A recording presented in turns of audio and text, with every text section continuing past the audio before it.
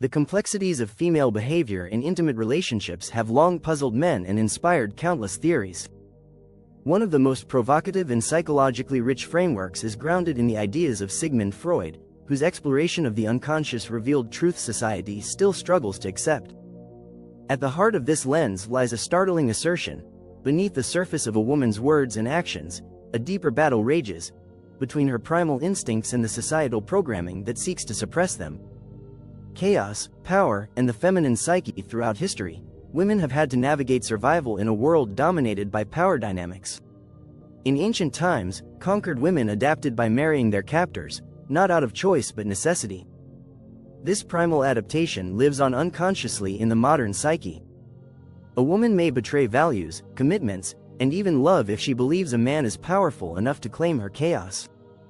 It's not sentimentality she seeks, it's dominance over the emotional tempest within her. This dynamic isn't driven by fantasy, it's biological, historical, and psychological. Freud's theories suggest that female desire isn't rooted in morality or logic, but in submission to power, protection, and pleasure. Women may label dominant men as toxic, but many are unconsciously drawn to those whose silence and presence overpower their inner turmoil. Freud and the structure of female desire. Freud wasn't demonizing women. He was decoding them. He identified the conflict between three core elements of the mind: the id, instinctual desires; the superego, moral and societal conditioning; and the ego, the mediator. In women, this conflict manifests as unpredictable emotional behavior: the push and pull, the longing and retreat, the tests, and the silence. She may crave connection but sabotage it. Offer love, then reject it. Her unconscious mind is navigating a battlefield where desire and fear are locked in constant war. The id craves intimacy, dominance, and surrender, but the superego warns against vulnerability, whispering shame and fear. The result? Emotional turbulence masked as independence, seduction wrapped in resistance. Childhood wounds in adult relationships. What many men interpret as disinterest or manipulation is often a woman's trauma response. Her silence, avoidance, or coldness can stem from childhood experiences, being ignored, emotionally abandoned, or punished for expressing affection. Her nervous system associates love with danger. As an adult, she unconsciously repeats these patterns, pulling away from genuine warmth because it feels unfamiliar, even unsafe. Ironically, the more emotionally present and authentic a man is, the more threatening he becomes to her psyche. Her mind is trained to expect absence. So, she withdraws, not because of who he is, but because of what he awakens. A wounded part of herself that still fears love will lead to abandonment. Manipulation or survival strategy? The dance of seduction and withdrawal isn't always intentional. Often, it's a survival strategy. Many women learn early on that being desirable equals safety. But true vulnerability? That's terrifying. So she flirts without committing, evokes desire without surrendering. Freud called this reaction formation, expressing the opposite of what one truly feels to protect oneself from discomfort. She may express disdain for powerful men, labeling them arrogant or controlling, yet secretly yearn for the strength they represent. The conflict isn't personal, it's archetypal. It's not about the man but what he symbolizes: security, masculinity, danger, and dominance. The trap for men.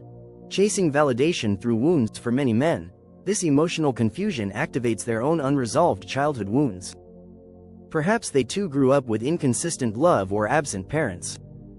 The emotional starvation of the past conditions them to chase validation, mistaking scarcity for love. When a woman pulls away, they don't see a defense mechanism, they see a challenge to be overcome. This is displacement, pursuing present relationships to resolve past emotional voids. But no woman can heal what a man hasn't confronted within himself. Until a man stops tying his self-worth to female attention, he will remain vulnerable to emotional manipulation, not because women are malicious, but because both are enacting unresolved scripts. The exit from the drama. The key is not to resist, explain, or argue. It's to see the performance for what it is, a reflection of deeper patterns. When a man recognizes that a woman's seduction, withdrawal, and projection are not about him, but about her inner war, he becomes untouchable. His power lies in stillness, in not reacting, in refusing to be pulled into a narrative that isn't his. True masculine power is not in control over her, but in sovereignty over oneself. When a man no longer flinches at the mirror she holds up, when he stops chasing ghosts and trying to prove his worth, he breaks the cycle. He becomes the man she cannot manipulate, not because he wins her, but because he doesn't need to. Power in stillness, clarity in silence. Walking away doesn't require anger. It requires clarity. The moment a man chooses himself over confusion, over emotional scarcity, over the craving to be chosen, he steps into real power. She may continue her games, testing and provoking, but his silence speaks volumes. Freud's final gift to modern relationships wasn't a rulebook for seduction, but a path to emotional maturity. He taught that the unconscious repeats what it hasn't resolved. Healing, then, is not found in fixing the woman, it's in recognizing the pattern and refusing to relive it. In the end, she wasn't the destination. She was the mirror.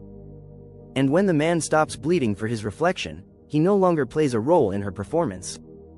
Her power ends. And his, the true, grounded, sovereign masculine, begins.